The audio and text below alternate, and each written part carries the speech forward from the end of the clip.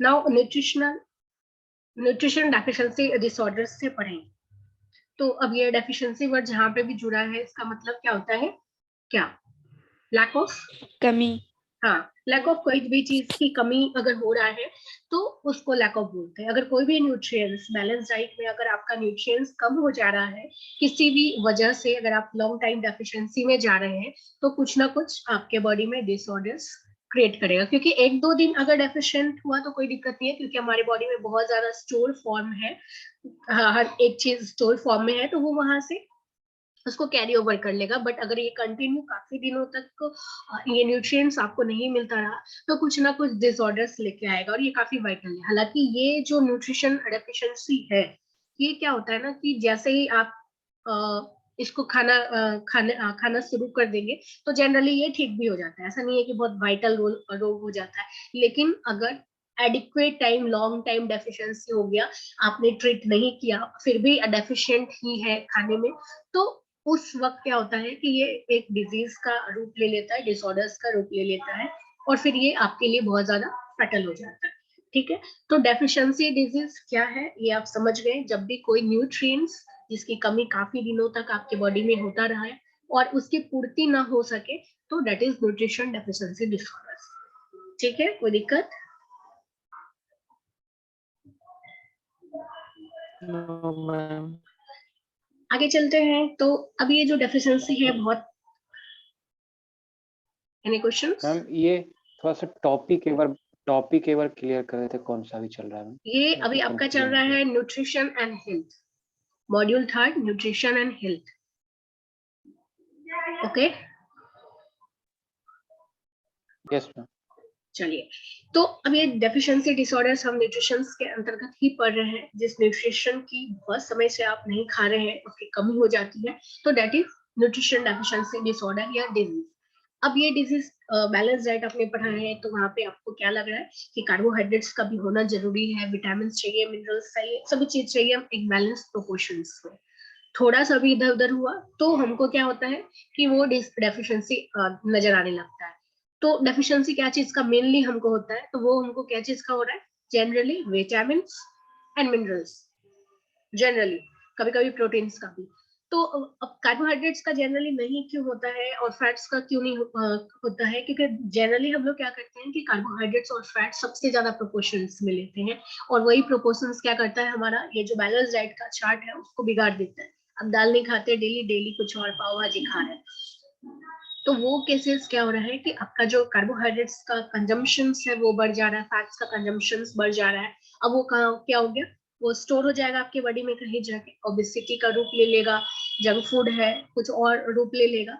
तो अब यहाँ पे क्या हो रहा है कि उसकी जगह पे आपने विटामिन नहीं लिया, आपने प्रोटीन्स नहीं लिया, तो उसका हमारी बॉडी में क्या हो जा रहा है? डेफिशिएंसी। तो अब हम एक एक करके पढ़ेंगे कि विटामिन का डेफिशिएंसी से क्या हो रहा है। तो विटामिन जनरली हम क्या जानते हैं, हमारी बॉडी के मेंटेनेंस के लिए चाहिए, एज अ प्रोटेक्टिव फूड है, हमारे इम्यूनिटी के लिए चाहिए। तो जैसे ही विटामिन की डेफिशिएंसी होने लग जाएगी, हमारा इम्यूनिटी कमजोर होने लग जाएगा, हमारा प्रॉपर विजन नहीं आने लग जाएगा, सही से आप देख नहीं पाएंगे, और भी बहुत सारा प्रॉब्लम होने लग जाएगा। इससे पहले जो हम क्लासिफिकेशन ऑफ फूड पढ़े, तो वहां पे हमने क्या पढ़ा? वहां पे हमने पढ़ा जितने भी विटामिन के बारे में पढ़ा, वाटर सॉल्युबल, इधर वाटर सॉल्युबल रहे या फैट सॉल्युबल विटामिन रहे, तो वहां पे आपने क्या देखा कि ये कुछ ना कुछ उसके डेफिशिएंसी से डिसऑर्डर्स हो रहे थे। तो वही डिसऑर्डर्स फिर से एक बार कंटिन्यू है, अगर आप वहां पे समझ गए होंगे तो यहाँ पे समझने में आपको इजी होगा। तो विटामिन ए, जैसे विटामिन ए की डेफिशिएंसी से बचपन से आप पढ़ते आ रहे हैं, नाइट ब्लाइंडनेस होता है। उसके बाद जरोप्थेल्मिया कुछ नहीं है, ड्राई आई, आंख में टीयर्स बनना कम हो जाता है, तो उसी को हम लोग बोलते हैं जरोप्थेल्मिया। नेक्स्ट है विटामिन बी1, बेरी बेरी, जो हमने पहले ही बताया कि दो तरह के बेरी बेरी होते हैं, ड्राई और वेट। इसमें मेनली क्या होता है कि ये मेनली हमारे नर्वस सिस्टम और हमारे हार्ट को इफेक्ट करता है, मेनली ये दोनों को इफेक्ट करता है। अब ये हार्ट को कैसे इफेक्ट करने लगे, तो ये ट्रैचिकार्डिया स्टार्ट कर देता है। ट्रैचिकार्डिया कहने का मतलब है कि हमारा बीपी, हमारा जो हार्ट का काम है, कभी बहुत ज्यादा पंपिंग स्टार्ट हो जाता है तो इनडायरेक्टली बीपी बढ़ा देता है। और नर्वस सिस्टम्स में क्या करता है कि उसका कोऑर्डिनेशन खराब हो गया, जैसे ही नर्वस सिस्टम का काम खराब हुआ, डिजेनरेशन हो गया नर्व सेल्स में, तो क्या करेगा, एक दूसरे के पास क्या सिनेप्सिस पास आउट नहीं करेगा, तो कम्युनिकेशंस में गड़बड़ी होने लग जाएगा। उसके अलावा ये तो मेजर काम है बेरी बेरी डिसऑर्डर्स का। अगर आपने फिर भी विटामिन B1 को फिर भी लाइटली लिया इतना कुछ होने के बाद भी, तो आदमी मरने लग जाता है। तो हार्ट फेल्योर है, ओडिमा है, पानी वानी। ओडिमा में मेनली क्या होता है कि इन्फ्लेमेशन हो जाता है सेल्स में, वो इसलिए क्योंकि वाटर रिटेन करने लग जाता है हमारे से। हालांकि हमारे बॉडी में वाटर स्टोर नहीं करना है, जितना जरूरत है उतना होगा, उसके बाद बॉडी से आउट होना है उसको। लेकिन अब यहाँ पे क्या होता है कि बॉडी रिटेन करने लग जाता है, तो दैट इज ओडिमा। उसके बाद हमारा जो क्रेब्स साइकिल्स है, क्रेब्स साइकिल्स आपने बायोकेमिस्ट्री में पढ़ा है, जिनको फिर से जानना होगा तो यूट्यूब पे क्रेब्स साइकिल है मेरा, वहां पे पढ़ लेंगे फिर से। तो उसका मेल फंक्शनिंग होने लग जाता है। और क्रेब्स साइकिल क्या चीज के लिए है, याद है? क्रेब्स साइकिल याद नहीं है, क्या करोगे तुम लोग बायोकेमिस्ट्री में?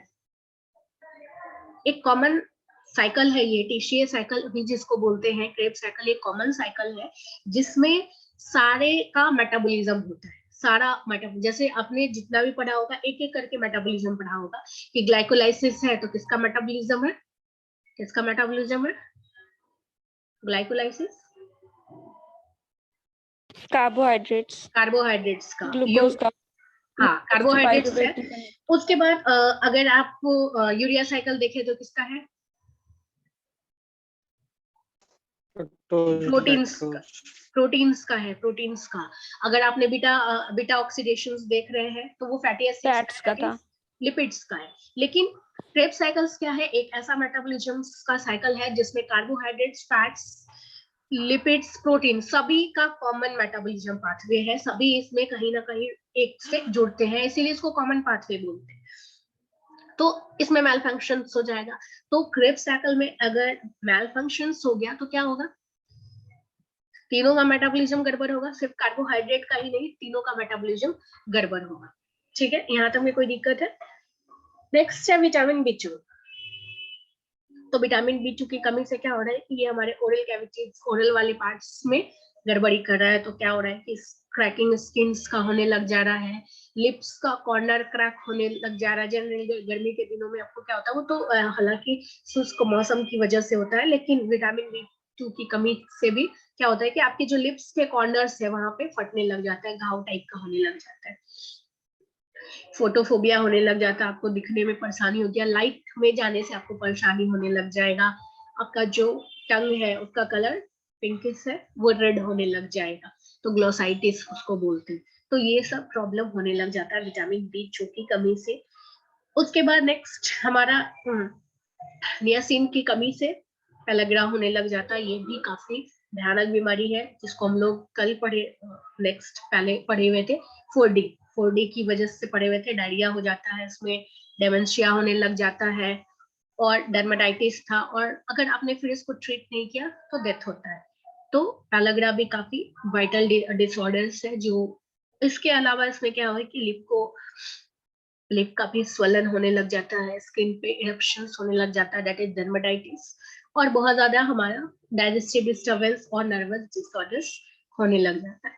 विटामिन 6 में भी हम देखें तो फीवर, डर्मेटाइटिस, कन्वर्जन, एनेमिया, ये सारा होने लग जाता है। एनेमिया जब हमारा आरबीसी मेल फंक्शंस करने लग जाए, आरबीसी की कमी होने लग जाए किसी भी वजह से, दैट इज एनीमिया। और एनीमिया का बहुत ज्यादा कैटेगरीज है, तो उसमें अलग अलग काम करता है, लेकिन मेनली अगर एक तरह से देखा जाए तो आरबीसी में ही गड़बड़ी रहता है, ब्लड में, ब्लड का डिसऑर्डर्स है। कन्वर्जन्स में क्या होता है कि मेनली हमारा बॉडी अकड़ने लग जाता है अचानक से, हमारा जो भी सिस्टम है उस पर हमारा काबू नहीं रहता, तो वॉलेंट्री एक्शंस हम नहीं कर पाते हैं, तो दैट इज कन्वर्जन्स।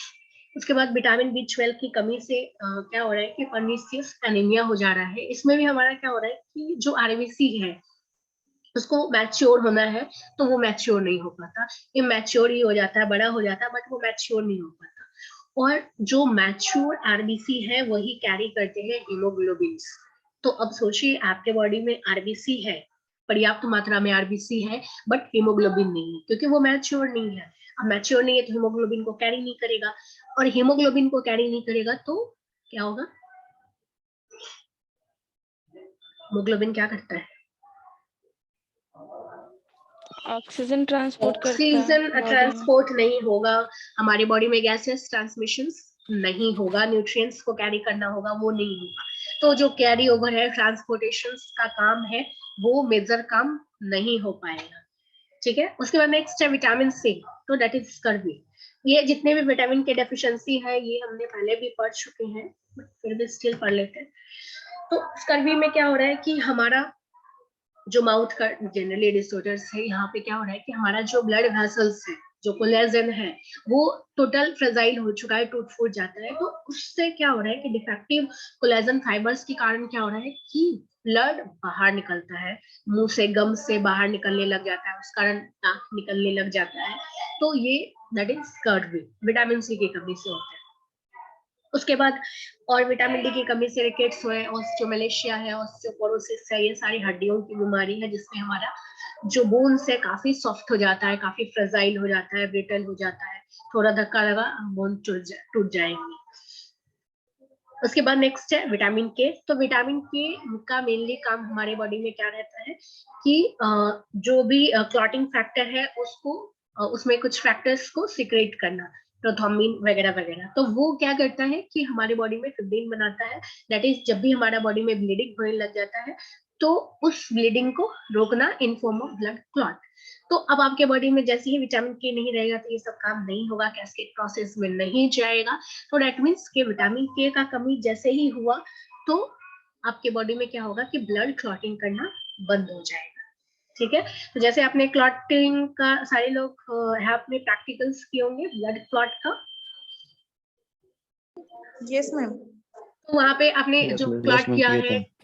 तो वो क्लॉट नहीं होगा फिर, विटामिन के की कमी का जिसका भी रहता है विटामिन के का कमी, तो उसके बाद आपको पता चलेगा कि आपका क्लॉट नहीं हो रहा है, जितना भी टाइम है, ड्यूरेशन है 3 to 4 मिनट्स, तो उस मिनट्स में नॉर्मल टाइमिंग में आपका हुआ ही नहीं, आपको क्लॉट करने में 10 से 15 मिनट लग गए। इसका मतलब है कुछ ना कुछ प्रॉब्लम्स है क्लॉटिंग्स में। तो मे भी हो सकता है कि एक सिम्टम्स आपके बॉडी के अंदर विटामिन के का भी कमी हो। ठीक है, ये था ऑल अबाउट विटामिन का डेफिशिएंसी डिसऑर्डर्स। नेक्स्ट है हमारा मिनरल्स का डेफिशिएंसी डिसऑर्डर्स। तो अब ये जो मिनरल्स है एक एक करके पढ़ेंगे, आयरन हो गया या अदर बहुत सारी चीजें। तो ये जो मिनरल्स है ये हमेशा कुछ ना कुछ के साथ काम करते हैं विटामिन के साथ। तो ऐसा नहीं है कि कोई एक खाना हम खाते हैं, जैसे कुछ भी खाना खाते हैं तो सिर्फ और सिर्फ विटामिन से भरपूर है, या कोई भी फ्रूट्स खा रहे हैं तो उसमें कुछ ना कुछ हमेशा मिनरल्स भी प्रेजेंट है, उसमें फॉस्फोरस भी प्रेजेंट है। अगर फॉस्फोरस प्रेजेंट है, जैसे बनाना है तो बनाना क्या है, विटामिन भी है उसमें प्रेजेंट, प्लस फॉस्फोरस भी प्रेजेंट है। तो ऐसा नहीं है कि वो मिनरल से रहित है, उसमें भी मिनरल्स प्रेजेंट है। तो हमको अलग से इसीलिए मिनरल विटामिन की जरूरत नहीं पड़ती है अगर हम ये पर्याप्त मात्रा में बैलेंस डाइट खा रहे होते हैं, तो उससे ही हमको सारा कुछ अपने बॉडी में मिल जाता है। अब ये जो एनीमिया काउज हो रहा है तो आयरन डेफिशिएंसी के कारण हो रहा है, आयरन की कमी के कारण हो रहा है। तो उसमें क्या हो रहा है कि हमारा जो आरबीसी है वो रेगुलर साइज में नहीं आ रहा है, या तो उसका शेप एंड साइज बिगड़ रहा है। अब शेप एंड साइज बिगड़ रहा है, इरेगुलर साइज हो रहा है। तो ब्लड वाला चैप्टर्स में आपने पढ़ा होगा कि आरबीसी का क्या क्या डिसऑर्डर्स है, वो बायोकेमिस्ट्री का चैप्टर था तो उसमें हमने पढ़ा था। तो वहां पे आपने बहुत सारे बीमारी का नाम सुने होंगे कि आरबीसी कभी साइड से बड़ा हो जाता है तो उसका नाम क्या है, छोटा हो जाता है तो उसका नाम क्या है। तो अब यहाँ पे जैसे ही उसका गड़बड़ी हो गया, आयरन की डेफिशिएंसी के कारण क्या हो रहा है कि हीमोग्लोबिन बनने के लिए आयरन चाहिए हमारे बॉडी में, क्योंकि वहां पे कैरियर मॉलिक्यूल्स के रूप में वहां पे काम करता है। तो उस कारण क्या हुआ कि जैसे ही आयरन डेफिशिएंट हुए हम, वैसे ही हमारे बॉडी में क्या हुआ कि हीमोग्लोबिन कंटेंट कम हो गया। अब हीमोग्लोबिन कंटेंट कम हो गया तो हमारे ब्लड में क्या हो रहा है कि ट्रांसपोर्टेशन कम होने लग जा रहा है। नेक्स्ट है फोलिक एसिड का डेफिशिएंसी। तो फोलिक एसिड का डेफिशिएंसी जैसे ही हमारी बॉडी में हुआ तो उसको स्प्रियो डिजीज बोलते हैं, जिसमें हमारे माउथ में अल्सरेशंस होने लग गया, घाव होने लग गया मुंह में, या हमारा जो इंटेस्टाइन है बॉवेल, तो वहां पे इन्फ्लेमेशन होने लग गया। और जैसे इन्फ्लेमेशन होने लग गया तो अब हमारे बॉडी में क्या हो गया कि फैट्स मॉलिक्यूल्स को एब्जॉर्ब नहीं कर पा रहा है, इंटेस्टाइन में इन्फ्लेमेशन हो गया तो फैट्स मॉलिक्यूल को तोड़ नहीं पा रहा है, उसको एब्जॉर्ब नहीं कर पा रहा है, आप एनेमिक बन रहे हैं, डायरिया होने लग जा रहा है। उसके बाद क्लोरीन की कमी के कारण क्या हो रहा है, कैरीज होने लग जा रहा है, कैविटी जिसको बोलते हैं हम, दांत में जो होता है। तो इसीलिए आप लोग आजकल क्या हो रहा है, फ्लोरीन युक्त क्या मिलता है, टूथपेस्ट मिलता है कि चलिए आपका वहीं से मिनरल्स कम हो रहा है। उसके बाद आयोडीन की कमी से क्या हो रहा है, गोइटर हो रहा है, जिसमें आपका थायराइड ग्लैंड्स क्या हो रहा है, काफी इन्फ्लेम्ड हो जा रहा है, तो that is goitre.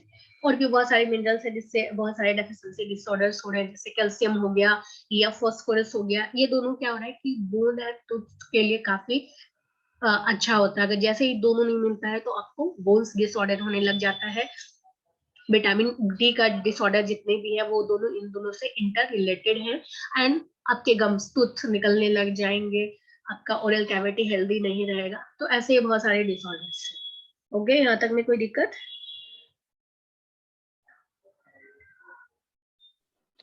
No ma'am. उसके बाद नेक्स्ट है प्रोटीन एनर्जी मैलन्यूट्रिशन। तो अब यहाँ पे क्या है कि प्रोटीन और एनर्जी दोनों का मैलन्यूट्रिशन है। प्रोटीन एनर्जी में भी फॉर्म हो सकता है कार्बोहाइड्रेट्स का और लिपिड्स का, दोनों से हमको एनर्जी मिलता है। इनफैक्ट फैट्स से एनर्जी काफी ज्यादा मिलता है। कैलोरिफिक वैल्यू जब हम पढ़ेंगे तब हम जानेंगे किससे कितना एनर्जी मिलता है हमारे बॉडी को। तो अब ये इसमें दो तरह की बीमारी है। फर्स्ट है क्वार्ट्जियोकर और दूसरा है मेरास्मस। दोनों मैलन्यूट्रिशन के कारण होता है हमारे बॉडी में। तो अब ये जो दोनों देखेंगे, ये दोनों मैलन्यूट्राइज्ड चाइल्ड में जनरली पाया जाता है। अब हम यहाँ पे देखिए दोनों में अंतर क्या है। तो इस टाइप के बच्चों को देखेंगे, एक वैसा बच्चा जिसका मून फेस हो, काफी चौड़ा फेस हो और पेट काफी बाहर निकला हुआ हो, बोर्ड टाइप का लेग्स हो, बाल बिखरा बिखरा हो, बहुत ज्यादा बाल नहीं हो, स्पर्ज्ड हेयर हो। ऐसे बच्चों को आपने देखा होगा, कहीं देखा है? नहीं देखा है? नहीं देखे हैं, घर से नहीं बाहर निकलते हैं। क्या देखे हैं या नहीं देखे हैं? यस और नो? नहीं देखे मैम, नहीं देखे मैम। ओके, कोई बाहर निकलिए आप लोग। उसके बाद एक और तरह का मैल न्यूट्रिशन है जिसमें क्या होता है कि जो बच्चे हैं एकदम सन का पूरा उसका जो फेस है वो काफी रिंकल्ड फेस है, एज लाइक ओल्ड मैन जैसा दिखने लग जाता है। काफी बच्चा बचपन में उसका जितने हड्डियां हैं आप वो सारे गिन सकते हैं, मतलब इतना लीन एंड थीन बच्चा, काफी अंडरवेट बच्चा।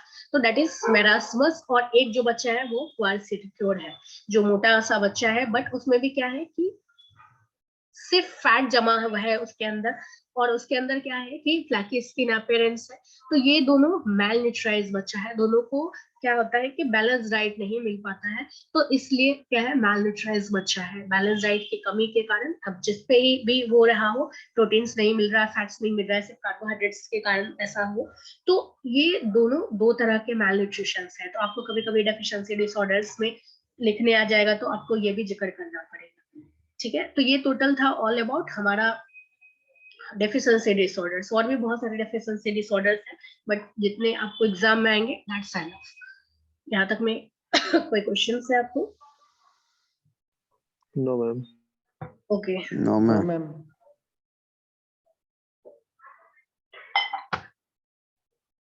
अब नेक्स्ट है जंक फूड के बारे में। तो ill effect of junk foods, हम लोग जंक फूड्स बहुत ज्यादा खाते हैं और बहुत अच्छी मूड में खाते हैं। तो अब हमारा क्या है कि हमको अरे पता भी है कितना ज्यादा हानिकारक है। ऐसा कोई है जिनको लगता है जंक फूड काफी हेल्दी है, काफी न्यूट्रिशियस है? कोई ऐसे है जिनको ये चीज लगता हो?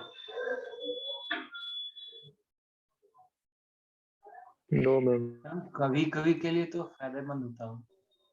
कभी कभी के लिए फायदेमंद है, कैसे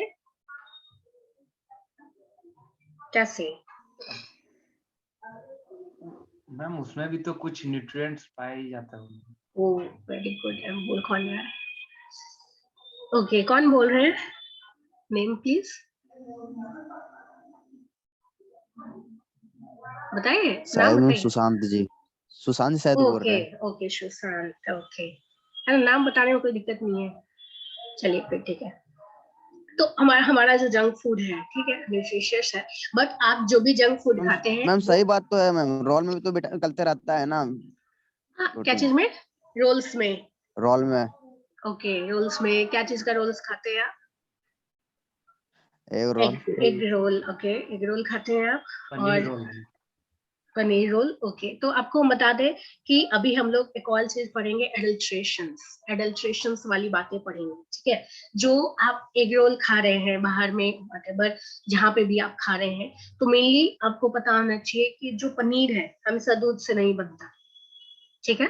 एडल्ट्रेशंस में क्या होता है कि वो पनीर कहाँ से बनता है? यूरिया से बनता है पनीर, पाउडर दूध से। पाउडर दूध तो फिर भी ठीक है, सोयाबीन फिर भी आर्टिफिशियल प्रोटीनियस है। आर्टिफिशियल यूरिया से बनता है पनीर, यूरिया जिसको आप खाद की तरह यूज करते हैं, दैट इज यूरिया, इतना हानिकारक है, उससे पनीर बनता है, वही पनीर आपको सर्व किया जाता है। आपने चाइनीज अंडा सुना होगा, जो बिल्कुल भी अंडा नहीं है, वो रोल खा रहे हैं, उसके बाद जो तेल है वो सबसे निम्न क्वालिटी का तेल आपको खिलाया जा रहा है, ठीक है। और जो डीप फ्राई हो जा रहा है, एक बार फ्राई होके फिर दोबारा से उसी में फ्राई हो रहा है, वो तेल टोटली टॉक्सिक है। रिसेंटली मैम बिहार में है, हाँ, मैम रिसेंटली बिहार में जो है ना, हाँ, प्लास्टिक का एक अभी 2-3 प्लास्टिक दिन का पहले एक का न्यूज़ चावल है मैम। चावल भी मिलता है प्लास्टिक का, तो वो टोटल एडल्ट्रेशन। इसके बाद हम एडल्ट्रेशन की पढ़ेंगे, उसमें ये टोटल बातें पढ़ेंगे। तो आप जो न्यूट्रिशियस की बातें कर रहे हैं वो बिल्कुल भी न्यूट्रिशियस नहीं है। हाँ, घर में बना के खाइए, दैट्स गुड, तो वहाँ वो ठीक है आपके लिए। तो जैसे कि घर में आप कुछ भी बना के खा रहे हैं, चाउमीन वगैरह जो भी खा रहे हैं, तो वो फिर भी ठीक है, लेकिन अब बाहर जो भी खा रहे हैं, जो भी चीज खा रहे हैं, वो कैटेगरी है जंक फूड के अंतर्गत, ठीक है। आप 2 दिन सिर्फ जंक फूड पे रहिए, फिर 3rd दिन उसका कॉन्सिक्वेंसेस क्या है, इल इफेक्ट्स क्या है, आपको खुद पता चल जाएगा। घर का खाना बिल्कुल मत खाइए, सिर्फ 2 दिन सिर्फ बाहर का ही खाना खाइए, तो फिर आपको पता चल जाएगा कितना ज्यादा न्यूट्रिशियस है और कितना हेल्दी है, ठीक है। तो अब इल इफेक्ट्स के बारे में जानते हैं, जंक फूड के बारे में। तो फर्स्ट क्या है? कॉन्स्टिपेशन, ऑब्वियस, क्योंकि उसमें क्या हो रहा है कि डाइटरी फाइबर्स नहीं है, फाइबर्स बिल्कुल भी नहीं है। हमने पहले भी पढ़ चुका है कि फाइबर्स क्या है, रफेज का काम करता है, वो क्या करता है कि एड्स करता है डाइजेशन में। तो फर्स्टली पहला कॉन्सिक्वेंस आपको देखने मिलेगा कॉन्स्टिपेशन। दूसरा क्या है? हार्ट डिजीज और स्ट्रोक। अब ये यहाँ पे क्या है, न्यूट्रिशियस वैल्यू कुछ है नहीं, आप सिर्फ उसको टेस्ट के लिए खा रहे हैं। अब ये टेस्ट के लिए क्या चीज देता है उसमें? सॉल्ट के फॉर्म में। आपने देखा उनका नमक क्या रहता है? No ma'am. पहला नमक क्या करता है, कैसा रहता है बताइए? वाइट। तो अपने घर में क्या ब्लैक सॉल्ट खाते हो? ये मैम वो थोड़ा सा बड़ा साइज में रहता या है। वो एजिनोमोटो होता है, यस जिसको मैम, वो थोड़ा सोडियम पारदर्शी ग्लूटामेट, होता है। यस, वो परफेक्ट सोडियम होता है। ग्लूटामेट है, सोडियम ग्लूटामेट। और वो सोडियम, उससे क्या होता है कि टेस्ट काफी इनहेंस हो जाता है, बहुत ज्यादा टेस्ट इनहेंस हो जाएगा। जो नॉर्मल नमक डाल के आप बनाएंगे और जो सोडियम ग्लूटामेट दे के बनाएंगे आप, तो उसमें क्या होगा कि दोनों, चाइनीज सॉल्ट बोलते हैं, क्या बोलते हैं उसको? चाइनीज सॉल्ट बोलते हैं। चाइनीज सॉल्ट, उसको केमिकली हम लोग सोडियम ग्लूटामेट बोलते हैं या एजिनोमोटो बोलते हैं। अब मोटो वर्ड जुड़ा है तो आदमी को मोटो भी करता है। अब जो मैंने एमफार्म का प्रोजेक्ट किया है, तो हम सिर्फ सोडियम ग्लूटामेट से ओबेसिटी को बढ़ाए थे। तो सोचिए वो कितना ओबेसिटी बढ़ा रहा है, सिर्फ एजिनोमोटो के कारण, उस एक सॉल्ट के कारण आपका ओबेसिटी बढ़ रहा है। ओबेसिटी जैसे ही बढ़ गया, उसके बाद एक नंबर ऑफ डिसऑर्डर्स आपके साथ है, डायबिटीज हो रहा है, सब कुछ, हार्ट प्रॉब्लम हो रहा है, स्ट्रोक हो रहा है, टोटल कोलेस्ट्रॉल बढ़ जा रहा है, आर्टरीज आपका जाम हो जा रहा है, टोटल बहुत सारे डिसऑर्डर एक साथ आपके पास आएंगे, ठीक है। उसके बाद दूसरा क्या है? जितने भी बाहर वाले चीज है, आपने रोल्स का नाम लिया या जो भी चीज है, वो क्या चीज में बन रहा है नॉर्मली? क्या चीज में बन रहा है नॉर्मली? वो जो भी बन रहा है वो व्हाइट फ्लोर में बन रहा है, वो मैदा का बन रहा है, ओके। अब ये मैदा क्या कर रहा है? शुगर कंटेंट इसमें बहुत ज्यादा है। जो नॉर्मल आप आटा खा रहे हैं, घर वाला आटा, चोकर वाला आटा जनरली खाना चाहिए, क्योंकि उसमें हमारे बॉडी में बहुत ज्यादा फाइबर्स मिलता है। लेकिन आप क्या चीज खा रहे हैं? एक तो महीन आटा खा रहे हैं, ठीक है। दूसरा व्हाइट फ्लोर खा रहे हैं, और वो जो व्हाइट फ्लोर है वो क्या है? मैदा जिसको बोलते हैं, तो उसमें क्या है कि डाइटरी फाइबर्स बिल्कुल ही नहीं है। तो अब उसके बाद क्या है, शुगर कंटेंट ज्यादा है, तो अब आपके इंसुलिन को ज्यादा काम करना पड़ जाएगा। ऐसे ही आप शुगर कंटेंट बहुत ज्यादा ले रहे हैं तो उसका काम वर्कलोड बढ़ता जाएगा। दूसरा, अगर वो रेसिस्ट कर गया तो डायबिटीज होने का खतरा ज्यादा बढ़ गया, ओबेसिटी का खतरा ज्यादा बढ़ गया। यहाँ तक में कोई दिक्कत? उसके बाद 10 मिनट खत्म। ओके, उसके बाद आवाज आ रही है ना? Yes, ma'am. Yes, okay, ma'am. उसके बाद डेंटल प्रॉब्लम्स है कि आप जितने भी चीज खा रहे हैं, सॉल्टी, शुगर, जो भी है, वो सबसे ज्यादा क्या चीज को राइज कर रहा है? कैविटीज को, टूथ डिके को। जितने भी मीठा चीज आप खा रहे हैं, जो भी चीज खा रहे हैं, वटेवर, तो जो भी चीज आप खा रहे हैं, तो यहाँ पे क्या हो जा रहा है कि वो आपके टीथ में जाके स्टिकी, बहुत ज्यादा स्टिकी मटेरियल जाके टीथ में जाके चिपक जा रहा है, तो वो वहां पे फिर कैविटीज स्टार्ट हो रहा है, क्योंकि आप हर बार ब्रश नहीं करते हैं। वैसे यूजुअली खाने के बाद हमेशा फ्लॉस तो करना ही चाहिए हमेशा मुंह को, तो एटलीस्ट 2 टाइम्स ब्रश करना चाहिए। तो अगर आप वो नहीं कर पा रहे हैं, पुअर डेंटल हाइजीन को वो मेंटेन कर रहा है, फिर आप दांत झड़ना स्टार्ट हो जाएगा। उसके बाद अब ये जो कार्बोहाइड्रेट्स है, फैट्स है, यहाँ पे क्या हो रहा है कि आपके बॉडी में टॉक्सिन्स लेवल बढ़ते जा रहा है, तो ये टॉक्सिन्स लेवल क्या करेंगे? आपका स्किन डिसऑर्डर स्टार्ट करेंगे, बहुत ज्यादा पिंपल्स बढ़ने लग जाएगा, आपका डर्माटाइटिस स्टार्ट हो जाएगा, बहुत सारे स्किन डिसऑर्डर्स आपको होने लग जाएंगे। ब्लड प्रेशर बढ़ेगा ऑब्वियस, क्योंकि जितने भी चीज खाते हैं उसमें सैचुरेटेड फैट्स कहीं ज्यादा है, ट्रांस फैट बहुत ज्यादा है, तो वो हमारा क्या करेगा? ट्राइग्लिसराइड लेवल को बढ़ाने लग जाएगा, या फिर जो बैड कोलेस्ट्रॉल है उसको बढ़ाने लग जाएगा। इस कारण क्या होगा कि आपके आर्टरीज में वो क्लॉट्स बैठने लग जाएंगे और बीपी हायर होने लग जाएगा। उसके अलावा जो भी सोडियम कंटेंट सोडियम ग्लूटामेट का बना रहे हैं या नॉर्मल अनआयोडाइज्ड नमक का ही बना रहे हैं, तो सोडियम कंटेंट काफी ज्यादा होता है। अब जो पैकेट चिप्स खाते हैं उसमें आपको इतना ज्यादा टेस्ट क्यों लग रहा है? क्योंकि वो काफी नमकीन है, इसलिए उसका ज्यादा टेस्ट इनहेंस करने के लिए वो काफी नमकीन है, बहुत ज्यादा नमकीन रहता है वो। तो उस कारण क्या है, सोडियम कंटेंट आपके बॉडी में ज्यादा होने लगा। सोडियम जैसे ही ज्यादा होने लग जाए, रिटेन आप वाटर को रिटेन करने लग जाएगा आपके सेल्स में बहुत ज्यादा अमाउंट्स में, तो वाटर को रिटेन करने लग जाएगा, तो ओडिमा होने लग जाएगा आपके शरीर में, ओडिमा होने लग जाएगा, आप मोटे दिखने लग जाएंगे। दूसरा क्या होने लग जाता है? फ्लफीनेस होने लग जाएगा, मुंह सब फ्लफ दिखने लग जाएगा। नेक्स्ट, भाई पैसा तो घपला किया, सब लोग बिल्डिंग ठोकेगा घर में। उसके बाद आपका एंजाइटी भी बढ़ने लग जाता है, बहुत ज्यादा एंजाइटी बढ़ने लग जाएगा, क्योंकि वहां पे एंजाइटी को कंट्रोल करने के लिए हमारे जितने भी जंक फूड है उसमें ओमेगा 3 फैटी एसिड्स प्रेजेंट नहीं है। हमारे बॉडी में क्या हो रहा है कि ऑक्सीडेशन जो नहीं होना चाहिए वो ROS ज्यादा हो रहा है, रिएक्टिव ऑक्सीजन स्पीसीज की मात्राएं बहुत ज्यादा होने लग जा रहा है, सेल डेथ बहुत ज्यादा होने लग जा रहा है, नेक्रोसिस बहुत ज्यादा होने लग जा रहा है, तो एंजाइटी को इंक्रीज करता है, ओबेसिटी का तो है, कोलेस्ट्रॉल लेवल बढ़ने लग जाता है। तो ये सब इफेक्ट्स है हमारा, इल इफेक्ट्स है जंक फूड का। ठीक है, यहाँ तक में कोई क्वेश्चन है किन्हीं को? No ma'am. ओके, चलिए फिर हम नेक्स्ट आगे बढ़ते हैं। ओके, नहीं है तो पढ़ ही लेते हैं, आज 6 मिनट है अभी हमारे पास। तो दूसरा क्या है कि अभी हम लोग बहुत ज्यादा कैलोरीज बर्न करते हैं, कितना कैलोरीज बर्न करना है। तो कैलोरीज क्या होता है? जनरली जो भी आप खाना खाते हैं तो अब जाते हैं कंबशंस में, फूड जाता है, तो वो जो खाना जाता है आपके बॉडी में वो टूटता है, और वो टूट के क्या करता है? एनर्जी का रिलीज करता है इन कैलोरीज। जो भी खाना खाए, अगर मान लीजिए कार्बोहाइड्रेट्स खाया 200 कैलोरीज का है, तो वो आपके बॉडी में 200 कैलोरी जाकर स्टोर हो गया। अगर आपने उतना काम किया, कैलोरीज 200 का कुछ काम किया, तो वो खपत होगा, नहीं तो उतना वो स्टोर फॉर्म होते जाएगा आपके बॉडी में। कैलोरीज बढ़ने के साथ क्या होगा? आप उस हिसाब से अगर अपना काम नहीं कर रहे हैं तो आप मोटापा बढ़ने लग जाएगा। तो यही जो कम्बशंस, टूटता है खाना कोई भी और उससे एनर्जी का फॉर्म में आता है, तो उसको ही हम लोग कैलोरीफिक वैल्यू या न्यूट्रिटिव वैल्यू बोलते हैं। तो अब देखेंगे कि कैसे ये खाना का कितना कैलोरीज है। तो यहाँ पे चार्ट दिया हुआ है कि एक खाना टूटता है, जैसे 1 ग्राम फैट्स टूटता है तो 9.3 किलो कैलोरीज बनता है, और 1 किलो कैलोरीज 4.1 इतना जूल्स का रहता है। 10⁻³ जूल्स का रहता है। तो ये क्या है, कैलकुलेटेड वैल्यू, पावर का कैलकुलेटेड वैल्यू है। उसके बाद 1 ग्राम कार्बोहाइड्रेट्स में 4.1 किलो कैलोरी है, प्रोटीन्स में 4.1 किलो कैलोरीज है। इन नटसेल क्या हुआ कि जो फैट्स आप खा रहे हैं उसमें बहुत ज्यादा कैलोरीज है, इसीलिए बोलते हैं फैट्स हम लोग कम खाते हैं।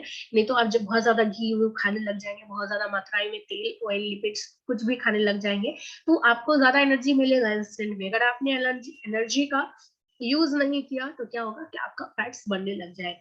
यहाँ कुछ प्रोडक्ट्स का कैलोरीफिक वैल्यू दिया गया है जिसको आपको याद करना पड़ेगा।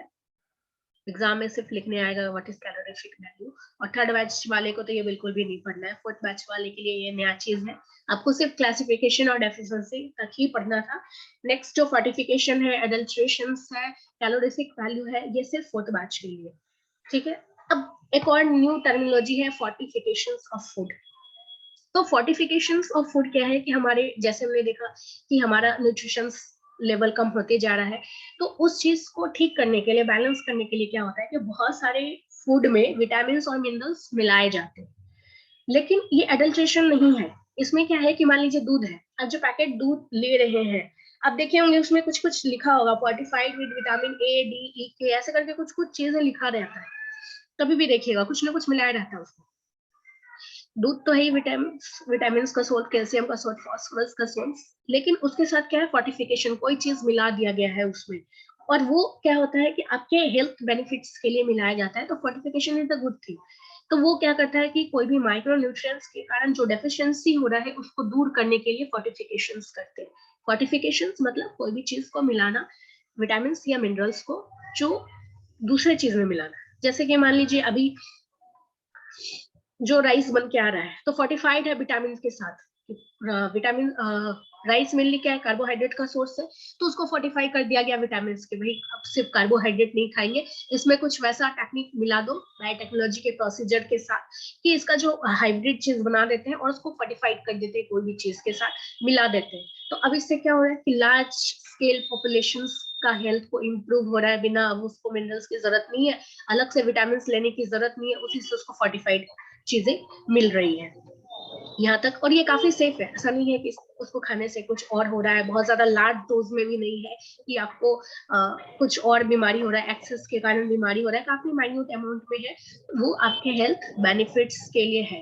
और दूसरा क्या है कि आपको फूड हैबिट चेंज करने की भी जरूरत नहीं है, आप दूध में ही मिला दिया कुछ और चीज, विटामिन ए मिला दिया दूध में, तो अब वहाँ पे फोर्टिफाइड कर दिया दूध को, मिल्क जो भी पाउडर पैकेट्स वाले मिल्क है, तो वहाँ पे क्या हो रहा है कि फिर आपको अलग एक्स्ट्रा लेने की जरूरत नहीं पड़ रही है, ठीक है। यहाँ तक में आपको कोई दिक्कत है? और अल्ट्रेशंस नहीं है, कोई टेस्ट ऐसा नहीं है कि मिला दिया तो टेस्ट अलग होगा, टेस्ट भी सेम है, तो आपको कोई फर्क नहीं पड़ रहा है, लेकिन आपके हेल्थ के लिए बेनिफिशियल है, वो आपको मिल रहा है। कोई दिक्कत यहाँ तक में? तो आज हम लोग यहीं तक पढ़ते हैं, नेक्स्ट क्लास में आके पढ़ेंगे, ठीक है। कल आई थिंक आपका छुट्टी ही है, अब नेक्स्ट जब भी क्लास होगा तो इसका सेकंड पार्ट पढ़ेंगे। Any questions, any doubt? No. Thank you, ma'am. Welcome. Thank you, ma'am. Welcome.